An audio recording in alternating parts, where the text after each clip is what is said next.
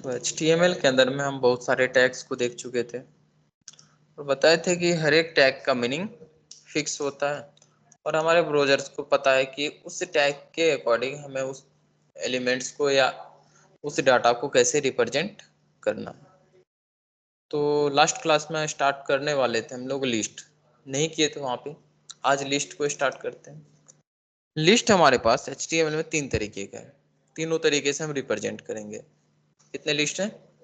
3 list हैं, तीनों तरीके से हम करेंगे। एक होता है order list, unordered list and description list. Description list का क्या मीनिंग है? जैसे डिफिनेशन देते हैं हम लोग, डिफिनेशन देते हैं में तो एक टाइटल देते हैं, देन उसका डिफिनेशन देते हैं, तो उसी को लिखने के लिए हम डिफिनेशन लिस्ट का यूज करेंगे। लिस्ट का क्या होता है? जैसे हमारे पास लिस्ट आइटम है, उसको नंबरिंग्स या बुलेटिंग्स के थ्रू रिप्रेजेंट करते हैं। ठीक ऐसे ही अगर हम अपने वेबसाइट्स पे करना चाहते हैं तो उसके लिए यूज करते हैं हम लोग लिस्ट आइटम को। ठीक है, नेम वाली है।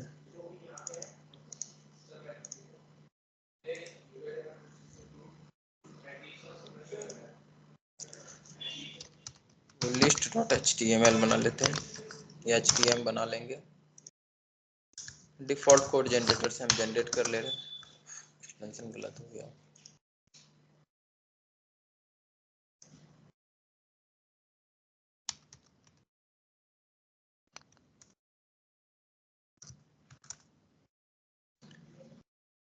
प्रीव्यू यहीं पे ऑन कर लेते हैं, जो भी प्रीव्यू देखना है हम लोग यहीं पे देखेंगे। अभी सपोज करो कुछ लिस्ट ऑफ आइटम है हमारे पास। अब लिस्ट ऑफ आइटम में क्या हो सकता है हमारे पास? कौन सी का लिस्ट दे दे? जैसे सपोज करो कुछ स्टूडेंट्स का नेम ही है, तो अगर किसी का नेम हम यहाँ पे स्टोर करते जाएं,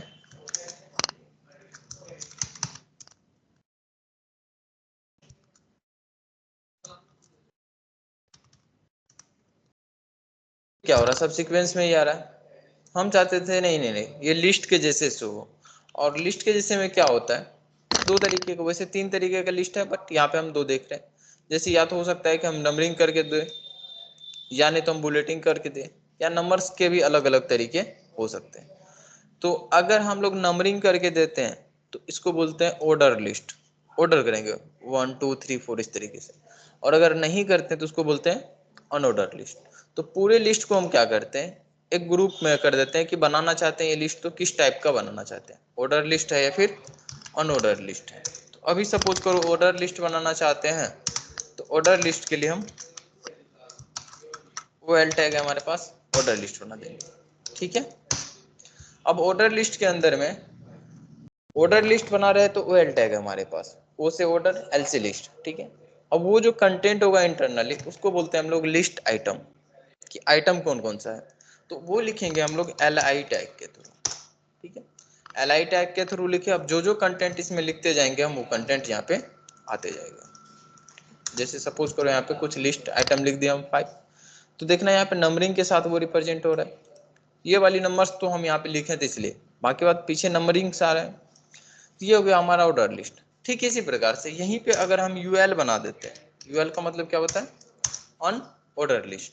तो इसमें क्या होगा? बुलेटिंग्स के थ्रू आएगा। ऑर्डर से कोई मतलब नहीं है, कौन पहले है कौन बाद में है, नंबरिंग से हमें कोई मतलब नहीं रहेगा। ठीक है, 2 टाइप्स के लिस्ट मिलेंगे, कितने कितने, कौन से? ऑर्डर लिस्ट और अनऑर्डर लिस्ट। डिस्क्रिप्शन लिस्ट भी देखेंगे, पहले इन दोनों को और अच्छे से समझ लेते हैं। ऑर्डर लिस्ट को डिफाइन करना तो यही सब टैग्स यूज करेंगे। अभी यूएल समझे, ओएल को समझे, एलआई को समझे, ये तीनों डिफिनेशन लिस्ट में आएगा तो इसको देखेंगे बाद में। अनऑर्डर लिस्ट में क्या हुआ था? यूएल से डिनोट किए थे और जो भी आइटम्स था उसको एलआई से। ठीक इसी तरीके से ऑर्डर लिस्ट में भी होता था, ओएल से डिनोट किया और एलआई से डिनोट किया। एलआई से हमारा लिस्ट आइटम हो गया।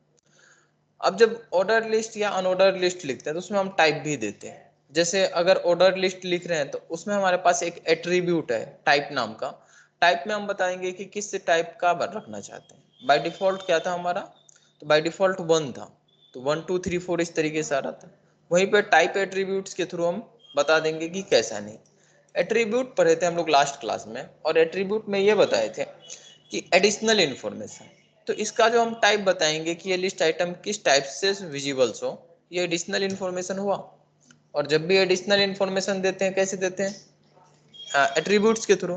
तो हम यहाँ पे एक एट्रीब्यूट ऐड कर देंगे, टाइप एट्रीब्यूट, ठीक है, टाइप एट्रीब्यूट। और टाइप में हम जो भी दे देंगे, जैसे अभी बाय डिफॉल्ट 1 था तो 1 दिए, अगर हम यहाँ पे ए दे देंगे तो एबीसीडी आ जाएगा, अगर हम यहाँ पे आई दे दे तो वो रोमन्स का आ जाएगा, रोमन में आई मतलब 1 होता था, ठीक है, अगर स्मॉल में देंगे तो उसके अकॉर्डिंग हो जाएगा, ठीक।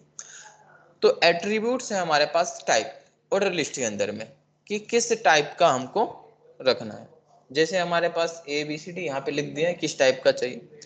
फिर आती है कि अगर जैसे 1 से दिए, लेकिन स्टार्टिंग कहाँ से होना चाहिए, बाय डिफॉल्ट कहाँ से हो रहा था 1 से, नंबरिंग तो कर रहे थे, लेकिन स्टार्ट कहाँ से होना चाहिए वो बताना है।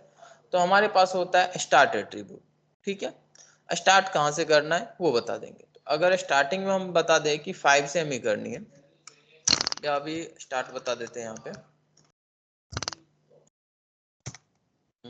सी से कर देते हैं, ठीक है, टाइप्स को हटा दो क्योंकि ये गड़बड़ करेगा यहाँ पे। स्टार्ट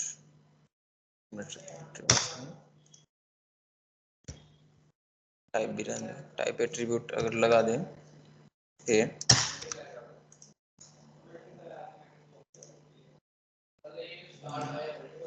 रिवर्स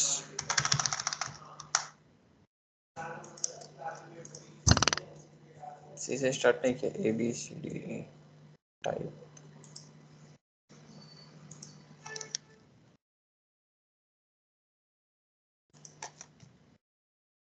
ठीक है, बाय डिफॉल्ट 5 तक, 5 से स्टार्टिंग मतलब किस पॉइंट से हम लोग स्टार्ट करेंगे, ये हो गया एट्रीब्यूट। ये भी एडिशनल इन्फॉर्मेशन ही बता रहा था।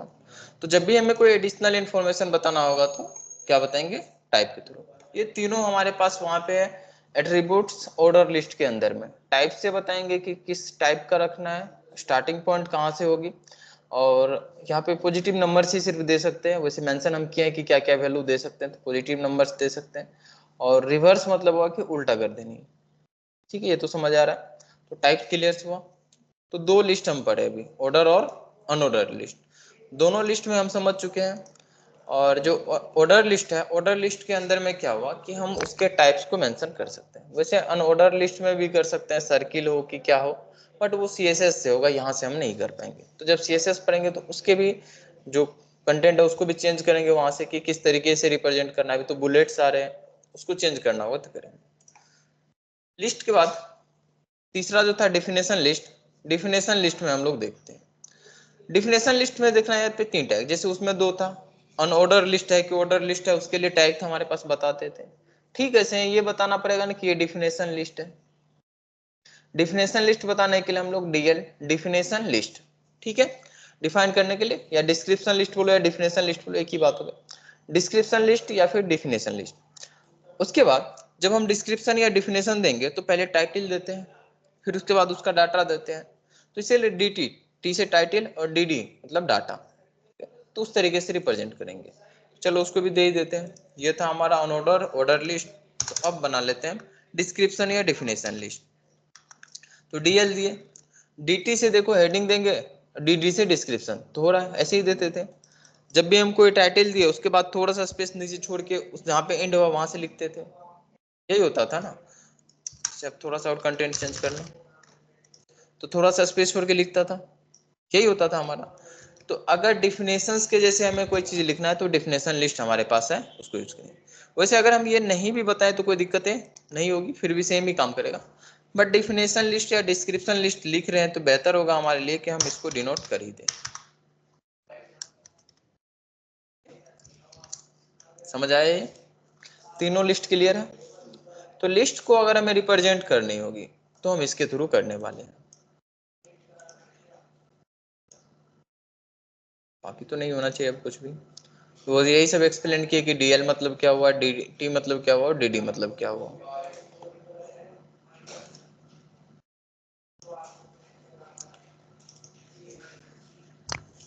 आई फ्रेम अभी तो शायद तुम यूज करोगे तो कम ही होगा, बट आगे चल के ये यूज होते हैं। कभी कभी क्या होता है ना कि एक पूरे वेबसाइट्स को हमको इसके पेज में शो करना होता है। क्या करना होगा, पूरे किसी वेबसाइट्स को हमें शो करने होते हैं। जैसे यहाँ पे कुछ लिंक रखे हुए, जैसे यूट्यूब को या किसी के पूरे वेबसाइट्स को, या एक जैसे हम अपने पेज पे कोई दूसरा वेबसाइट्स ओपन करना चाहते हैं, क्या कि हमारा ये वेबसाइट हो गया, इसके अंदर में छोटे से कॉर्नर में किसी पूरे वेबसाइट्स को ऐड करनी है, किसी पेज को शो करनी है, तो हम वहाँ पे आई फ्रेम्स का यूज कर सकते हैं। आई फ्रेम एज ए ब्राउजर्स के से ट्रीट करेगा, जैसे पूरा कंटेंट वहाँ पे विजिबल हो रहा था, अब इतने ही दूर में होगा। तो हम आई फ्रेम टैग का यूज कर लेते हैं यहाँ पे।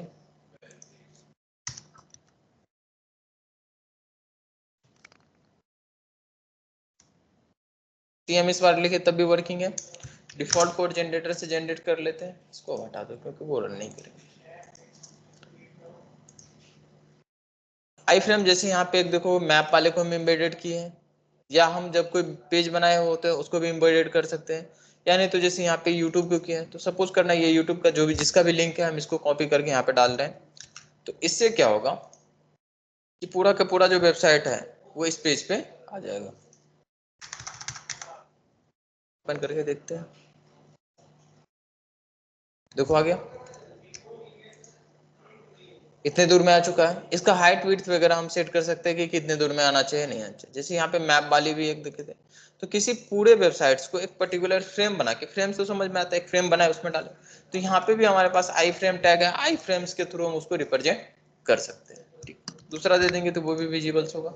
मैप आ चुका है, तो जैसे अब अपना वेबसाइट बनाए उसमें हम मैप का लोकेशन देना चाहते हैं या मैप फीचर्स भी देना चाहते हैं, तो मैप वाला जो लिंक था उस लिंक को हम आई फ्रेम्स के साथ दे देंगे, और उस आई फ्रेम को अभी तो CSS नहीं पढ़े, जब CSS पढ़ेंगे तो इसको कहाँ पे रखना है वो भी रिप्रेजेंट कर पाएंगे, कितना साइज रखना है वो सारी चीजें वहां पे एडजस्ट करेंगे। तो एक वेबसाइट बन गया। जब इस पे क्लिक करेंगे तो पूरा मैप वाला ओपन हो जाएगा, इस पे क्लिक करेंगे तो हमारे वो यूट्यूब वीडियोज पे लेके चले जाए। तो आई फ्रेम्स के थ्रू हम क्या करेंगे, किसी पूरे वेबसाइट्स को थोड़े से कंटेनर्स बना के उसमें हम रिप्रेजेंट कर सकते हैं। ओके,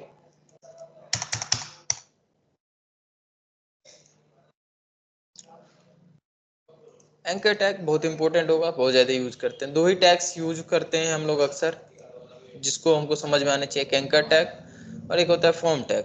टेबल टैग्स भी यूज होते हैं, बट इन दोनों को सबसे ज्यादा यूज करने वाले हैं, एंकर टैग और फॉर्म टैग का।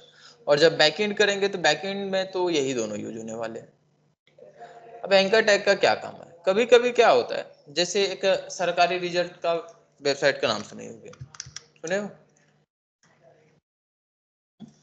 यहाँ पे अक्सर अगर कोई गवर्नमेंट जॉब का तैयारी करता है तो उसको सारा एडमिट कार्ड हो या फिर कौन सा वैकेंसी आया वो सारी चीजें यहीं से मिलता है। जो गवर्नमेंट जॉब का तैयारी करता है उनको पता रहता है ये सारी चीजें कि कौन सा, जैसे अभी लेटेस्ट में कौन कौन सा जॉब आया हो वो लिंक यहाँ पे। तो एक नॉर्मल कोई भी ये वेबसाइट्स बना लिया है, अब वो अपडेट्स देखते हैं, जैसे व्हाट्सएप ग्रुप बना लेते हैं हम, अपडेट देते रहते हैं, ये क्या क्या वेबसाइट बना दिया, और ये बस इतना सा काम करता है। जैसे इसका है, तो ये वैकेंसी आया तो इस पे जैसे हम क्लिक किए ये उसके अपने वेबसाइट पे ले गया। अब यहाँ से अप्लाई करने वाला लिंक होगा, वो लिंक अपने यहाँ पे डाल देता है। दो फायदा, अप्लाई जो करेगा वो तो ऑफिशियल वेबसाइट से ही हम करेंगे, अप्लाई तो उसके ऑफिशियल वेबसाइट से करेंगे, देखो उसके ऑफिशियल वेबसाइट के लिंक दे दिया तो वहां पे हम लेके चले जाएंगे। अभी मे भी उसका डेट खत्म हो गया होगा तो ओपन नहीं हो रहा, बट वो लेके चले जाता, ठीक है। बट जब हम इसके वेबसाइट्स पे आ रहे हैं तो ध्यान से देखना, एक ऐड यहाँ पे चल रहा है, देखना कितना सारा इधर ऐड चल रहा है, इधर ऐड चल रहा है, ये भी ऐड चल रहा है, इतने सारे ऐड चलवा दिए, पैसा तो मिला इसको। तो यही तो फायदा होता है वेबसाइट्स बना के कमाने का, कि हम क्या किए, वेबसाइट बना दिए, इसने क्या किया, इसके पास अपना कुछ कंटेंट है, कुछ भी कंटेंट नहीं है, कौन सी जॉब आया बस उसको ध्यान रखना है। अब वो जॉब्स का लिंक हम बस यहाँ पे डाल दिए अपने वेबसाइट्स पे, इसने अपने वेबसाइट पे उसका लिंक डाल दिया, जो भी डिटेल है क्या क्या चीजें चाहिए वो तो उसके नोटिफिकेशन में मिल ही जाएगा, वो चीजें यहाँ पे अपडेट कर दिया और ऐड चलवा दिए सारे, ठीक है। सारे वैकेंसी के लिंक यहाँ पे लगभग मिल ही जाता है, सबको यहाँ पे यूज कर लेता है। अब होगा क्या कि हम ढूंढेंगे कहाँ है नहीं है, साथ ही साथ और देखो ये अपना भी यूट्यूब चैनल का भी लिंक दे दिया होगा कि नहीं भरने आ रहा है तो मेरा वीडियोज भी देख लीजिए, इसमें तो नहीं दिया बाकी में दे देता है, ठीक है।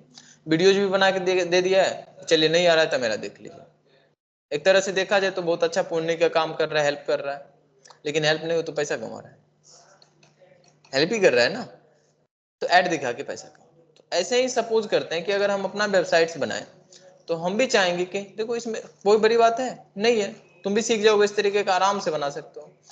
तो अगर हम भी चाहेंगे कि अपने वेबसाइट्स पे किसी दूसरे की वेबसाइट का लिंक देना, या हो सकता है कि हम दूसरा पेज बनाए तो किसी दूसरे पेज पे जाएं क्लिक करके, तो उसके लिए यूज करते हैं हम लोग एंकर टैग, ठीक है।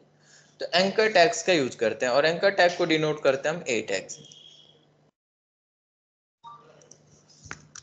a.html डिफॉल्ट कोड जनरेटर बना लेते हैं। जैसे अभी हम लोग आई फ्रेम वाले को ओपन कर रहे थे, तो सपोज करना कि हम जब इस पे क्लिक करें, यहाँ पे एक बटन दे देते हैं क्लिक, या जैसे वहां पे लिंक दे रहे थे वही लिंक दे देते हैं कि उस पर क्लिक करेंगे तो वो वाली पेज ओपन हो जाए। पहले पेज ओपन करके देखते हैं, फिर कोई वेबसाइट से ओपन करके देखेंगे। मतलब सिंपल सा होगा कि इसमें जिसको ओपन करना होगा वो। तो एंकर टैग के लिए ए है तो ए लिखे, ठीक है। अब जैसे रेफ का मतलब वो रेफरेंस, हाइपर लिंक बोलते हैं या हाइपर रेफरेंस बोलो। यहाँ पे हम लिंक दे देंगे वो किसको ओपन करनी है, किसी का फाइल नेम हो सकता है, कोई लोकेशन हो सकता है, कोई यूआरएल हो सकता है, यहाँ पे कुछ भी हो सकता है। और जो भी कंटेंट होगा यहाँ पे दे देंगे, जो चीज हमें वहाँ पे लिखनी है। जैसे इसके वेबसाइट पे बहुत सारा चीज लिखा हुआ था, ये जो लिखना था हम लिख दिए, और जैसे उस पर क्लिक करते हैं तो वो चले जाता। तो कहाँ पे जाना वो बताएंगे हम href पे। जैसे आई फ्रेम पे भेज रहे थे तो वो बता दिए। अब जरा इसको ओपन करो, जैसे इस पे क्लिक करेंगे देखो वो वाली पेज ओपन हो गया, हो रहा है। ठीक इसी प्रकार से जैसे हम सोच रहे हैं कि अब सरकार ये रिजल्ट पे भेज दे, इसी का लिंक कॉपी किए और हम href के जगह पे उसको डाल दिए, ठीक है। अब आओ इसको काट देते हैं, हम अपने पे हैं, और जैसे ही क्लिक करेंगे देखो उसका वेबसाइट ओपन हो गया, तो हम उसका लिंक दे दिए। लेकिन प्रॉब्लम ये है, ध्यान से नोटिस करना कि हम अपने पे जैसे ही क्लिक किया मेरा ही वेबसाइट गायब हो जा रहा है, बट इसमें ऐसा नहीं होता था। जब क्लिक करते थे नया टैब ओपन होता था। तो नया टैब ओपन करना है कि सेम पे रहना है, वो सारी चीजें हम कैसे बताएंगे, तो वो सब चीज भी हम बता सकते हैं। ये एडिशनल इन्फॉर्मेशन हुआ कि किस में ओपन करना है नहीं करना। तो जब भी एडिशनल इन्फॉर्मेशन की बारी आती है तो हम कैसे देते थे, एट्रीब्यूट के थे। वैसे ये लिंक भी हमारा href भी क्या था, एट्रीब्यूट ही था। तो एट्रीब्यूट से ये बताए थे कि कहाँ पे जाना है। तो ठीक है, से हमारे पास यहाँ पे एक एट्रीब्यूट है, शायद टारगेट होगा, टारगेट एट्रीब्यूट है, और टारगेट एट्रीब्यूट के पास 4 वैल्यू हो। चारों वैल्यू को देखते हैं एक एक करके कि किसको कहाँ पे भेजना है। अंडरस्कोर ब्लैंक जो है यही था जो हमको बताएगा कि हमको अगले वाले टैग्स पे जाने हैं। आई रिफ्रेश किए, अब जब ओपन करेंगे तो देखना नेक्स्ट टैग पे ओपन हुआ, पहले वाला हमारा वैसे ही था। तो जब हम लिंक दे और हम चाहते हैं कि नेक्स्ट टैब पे ओपन हो तो टारगेट के थ्रू बता देंगे, ठीक है। सेम लिंक कॉपी करते हैं और दूसरा बताते हैं कि उसमें क्या होगा, चारों को एक साथ। टारगेट देख लिए, पेरेंट्स देख लो, ठीक है। टॉप होगा एक, सेल्फ तो बाय डिफॉल्ट सेल्फ ही था, वो तो समझ आ ही रहा है। और ये टॉप हो गया, हम इसका कंटेंट चेंज कर दे रहे हैं, ब्लैंक लिख देते हैं, पता चल जाएगा क्या है, पेरेंट्स लिख देते हैं।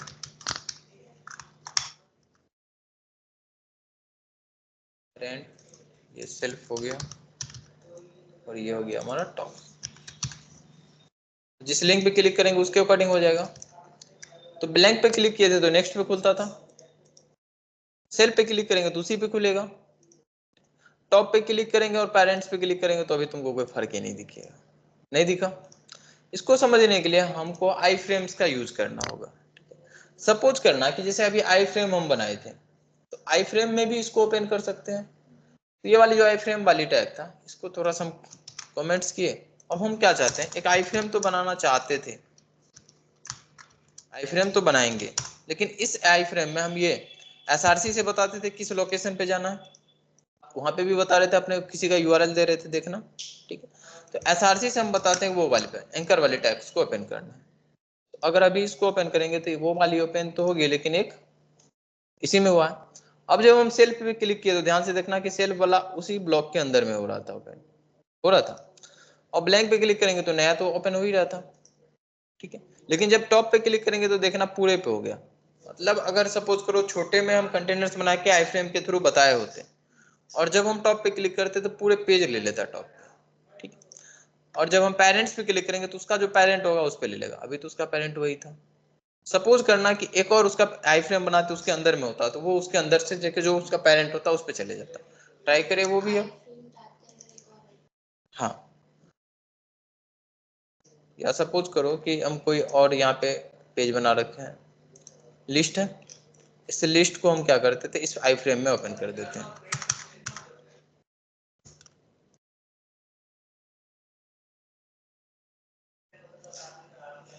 वो लिस्ट ओपन हो रहा है, और उस लिस्ट पे हम चाहते थे कि एक आई फ्रेम हो। इस लिस्ट में आई फ्रेम लगा देते हैं, कंटेंट तो था ठीक था, बीच में लगा देते हैं आई फ्रेम, और यहाँ पे देते हैं इधर टच के लिए। आ रहा है, दोनों आ चुका है उसके अंदर में। अब हाइट वगैरह साइज वगैरह चेंज कर देते हैं। अब अगर पेरेंट्स करे तो देखना उसी पे हुआ, क्योंकि उसका पेरेंट वो उसके अपने पेरेंट पे है। तो इस तरीके से अगर हम कंटेनर्स बना के रखे होते तो जो उसका पेरेंट होता, पेरेंट्स पे ओपन करना था तो पेरेंट पे चले जाता, चाइल्ड पे ओपन करना था तो वैसे चाइल्ड तो नहीं होगा, पेरेंट्स पे ओपन कर सकते हैं, सेल्फ पे कर सकते हैं, टॉप पे, टॉप वाले पे जब भी क्लिक करेंगे तो शो फुल पे आ जाएगा। तो एंकर टैग हमारे पास है, एंकर टैग्स के थ्रू हम ये बताएंगे कि किस पेज पे जानी है या क्या हमें ओपन करना है उस पर क्लिक करने के बाद। लेकिन वो ओपन कैसे होगा ये बताएगा हमारा टारगेट एट्रीब्यूट। और टारगेट एट्रीब्यूट्स के पास कितने वैल्यू हो? 4। कौन सा? ब्लैंक है, पेरेंट्स है, सेल्फ है, टॉप। ब्लैंक में क्या होगा? नेक्स्ट टैब में ओपन होगा, पेरेंट्स में पेरेंट वाले टैब पे ओपन हो जाएगा अगर है तो, सेल्फ में खुद पे ही ओपन हो जाएगा, और टॉप में जो टॉप मोस्ट होगा मतलब पूरा विंडो स्क्रीन ले लेगा। ठीक है, चारों समझ आ गया? तो यही था हमारा एंकर टैग। देख लेते हैं इसमें कोई और चीज भी है। एंकर टैग ए से लिखें, एचरेफ के अंदर में अपना पाथ दिए थे, ठीक है, हाइपरलिंक्स उसी को बोल रहे थे। एंड उसके बाद एचरेफ देखे, अभी डाउनलोड से रुक जाओ देखते हैं। ब्लैंक देख लिए थे एंकर टैग का, टारगेट एट्रीब्यूट्स चारों समझ आ चुका है। अच्छा, किसी अभी इमेज टैग नहीं पढ़े, जब इमेज टैग पढ़ेंगे तो इमेज वाले को लिंक कैसे बनाना है वो भी बता देंगे। सेक्शन भी नहीं पढ़े तो वो भी नहीं बता देते। हाँ, डाउनलोड्स बता सकते हैं, डाउनलोड्स में देखिए। जैसे कभी कभी देखते होगे कि हमारे पास वहाँ पे कोई इमेज है, अभी इमेज हम कोई उठा के लाते हैं वहाँ से, इमेज होगा हमारे पास, ये रहा इमेज फोल्डर, सपोज करो इस इमेज को यहाँ पे डाल दिया तो इमेज मिल जाएगा हमको, इमेज है हमारे पास। तो हम चाहते क्या है कि वहाँ पे जो एक डाउनलोड बटन दे दें, जैसे ही डाउनलोड बटन पे क्लिक करें वो इमेज डाउनलोड हो जाए। तो एंकर टैग दे दिए, ठीक है, और इसमें वो इमेज हम ऐड कर दिए कि एचरेफ में वो इमेज है, और यहाँ पे हम दे देते हैं कि डाउनलोड, डाउनलोड दे दिए। लेकिन यहाँ पे हमारे पास एट्रीब्यूट है बताने के लिए कि डाउनलोड करने वाले हैं, बता देंगे कि डाउनलोड करना है। अभी डाउनलोड में हम कोई भी वैल्यू पास नहीं करें, वैल्यू क्या देना है वो बताएंगे। डाउनलोड दे चुके हैं, अब जरा उसको ऑन कर लो फिर से, आ चुका है डाउनलोड। जैसे ही डाउनलोड पे क्लिक करेंगे देखना वो फाइल डाउनलोड हो चुका है, हो गया डाउनलोड। डाउनलोड फोल्डर में आएंगे तो देखो डाउनलोड हो गया था। इसको डिलीट करते हैं, जैसे सपोज करो,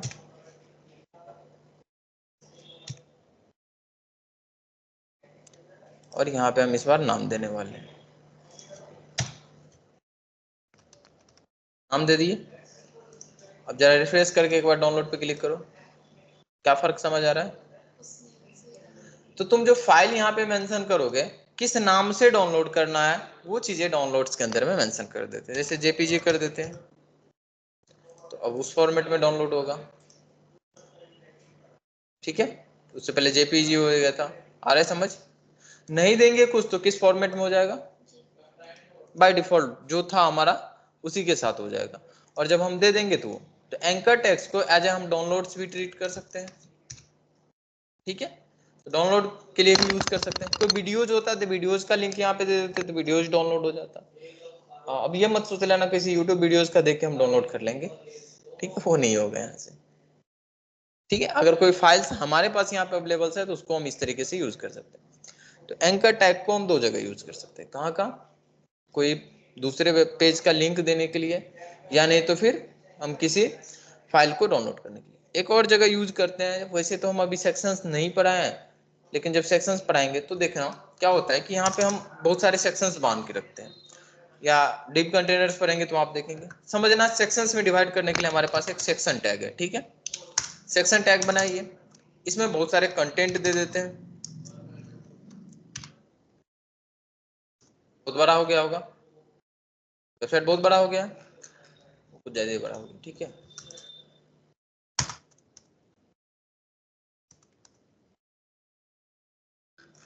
ठीक है, अब जैसे हम सपोज करो एक लिंक यहाँ पे दिए रहते हैं, क्लिक पे क्लिक करने के बाद सबसे नीचे पहुंच जाते हैं, या नेक्स्ट टैब होता है यहाँ पे, सपोज करो एक कोई बना लिए रहते हैं सेक्शंस, दूसरा अलग अलग सेक्शंस बनाएंगे हम लोग आगे। सेक्शंस बना लिए, जैसे सपोज करो यहाँ पे हम अपना नाम मेंशन किए होते हैं, तो हम चाहते थे कि इस सेक्शंस पे पहुंच जाए, जैसे ही क्लिक पे क्लिक करे तो हम ऊपर में ही जैसे नेविगेशन बार में लिंक दिए